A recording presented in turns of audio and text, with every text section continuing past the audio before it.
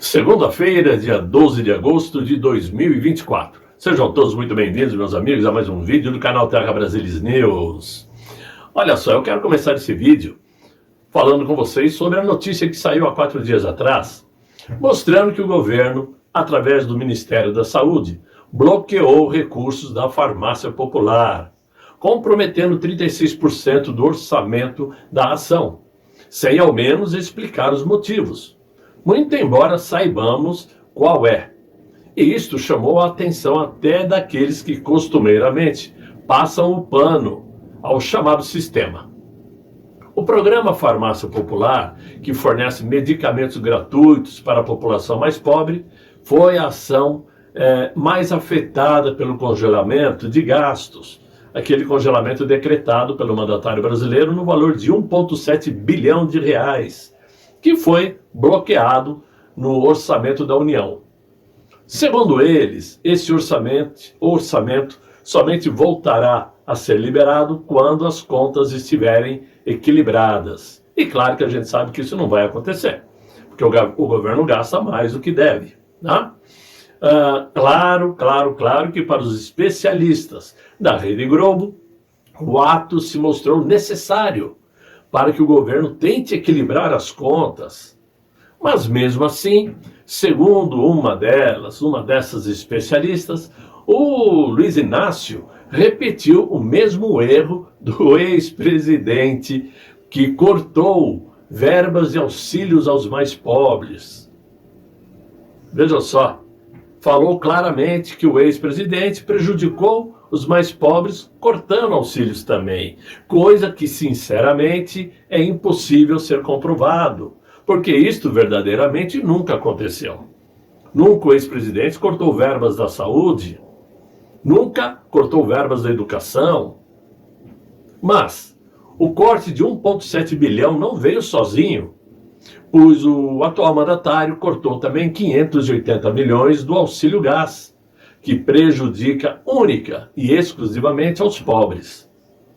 Esse é o motivo pelo qual a popularidade do atual mandatário, que já era fraca desde o início, agora beira ao ridículo de expressão de um líder de governo, enquanto ao mesmo tempo o nosso ex-presidente brilha onde quer que ele esteja, arrastando milhares de pessoas entoando a frase "Volta presidente", gritando especificamente o seu nome, coisa que aqui eu não posso nem falar, até porque a plataforma impede a divulgação do vídeo.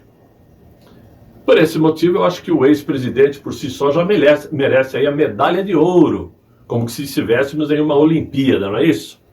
Vamos lembrar aqui que durante um discurso lá no Recife, no último sábado, o mito afirmou que se o TCU determinar que ele deva ficar com as joias sauditas que recebeu de presente, ele doará todas elas para a Santa Casa de Juiz de Fora, em Minas Gerais, mostrando assim sua eterna gratidão aos profissionais que salvaram sua vida naquele triste atentado. Merece ou não merece uma medalha de ouro? Mas o fato que mais chama atenção é que ninguém se torna ídolo de uma população que se refere a ele como mito, somente pela cor dos olhos, mas principalmente por suas ações, que sempre foram coerentes com o que ele sempre pregou enquanto era candidato, e continua pregando até hoje, mesmo tendo sido afastado do seu cargo. Esse é o motivo pelo qual as atitudes da militância de esquerda o perseguem diuturnamente, tentando tirar dele aquilo que eles não conseguem conquistar junto ao povo. Claro, o que seria? Seria a credibilidade e a honestidade de um governante, coisa muito rara de se encontrar nos dias de hoje.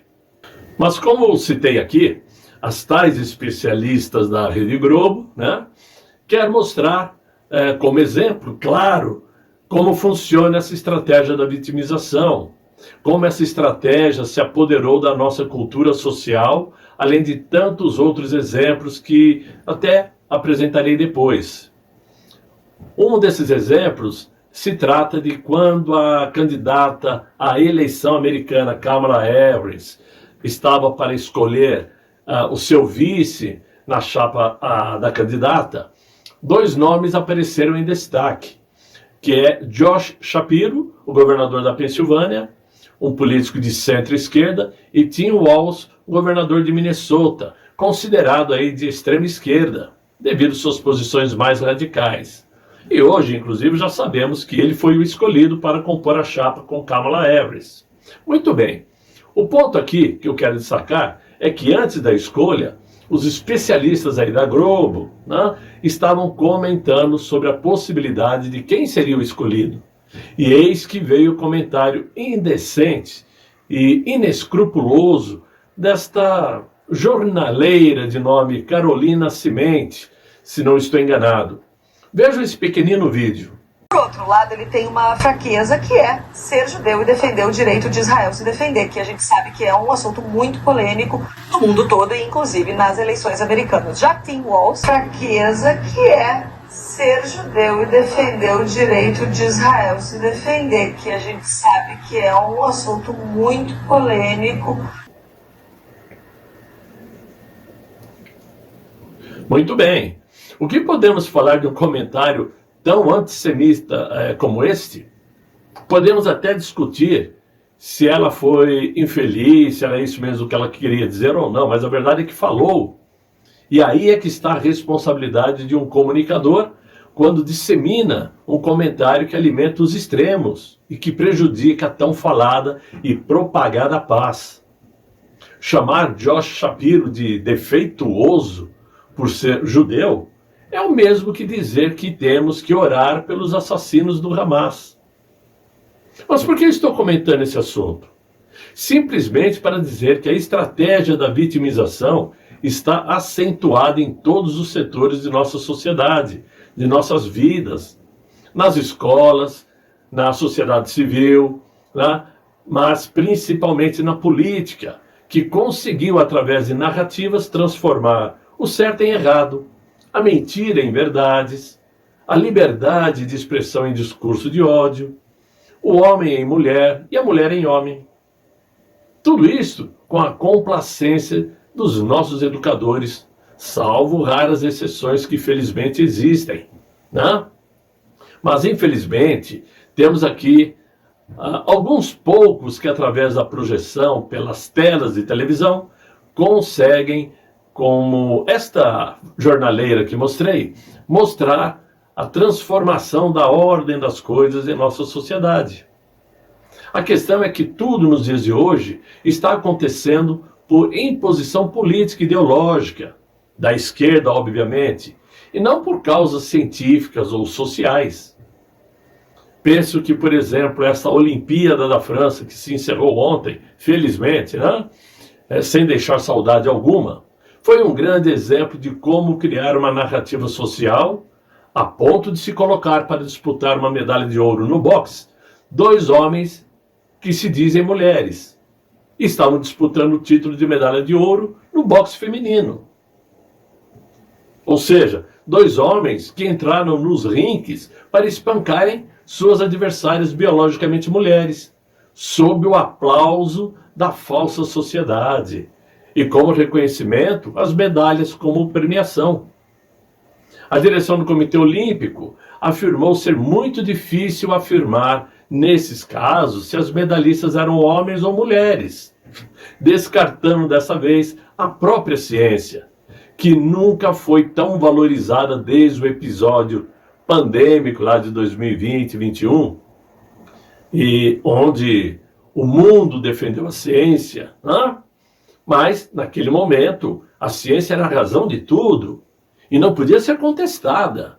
Mas agora, a ciência ficou de fora, né? A ciência que diz que em homens e outros mamíferos, o sexo biológico é determinado por um par de cromossomos sexuais, onde o homem é definido como XY e as mulheres como XX, não é levado em conta.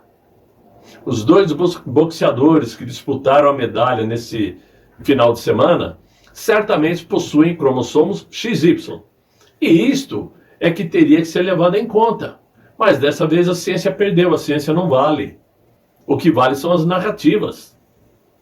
A questão é que tudo nos dias de hoje está acontecendo por imposição política e ideológica, da esquerda, né? E não por causas científicas ou sociais.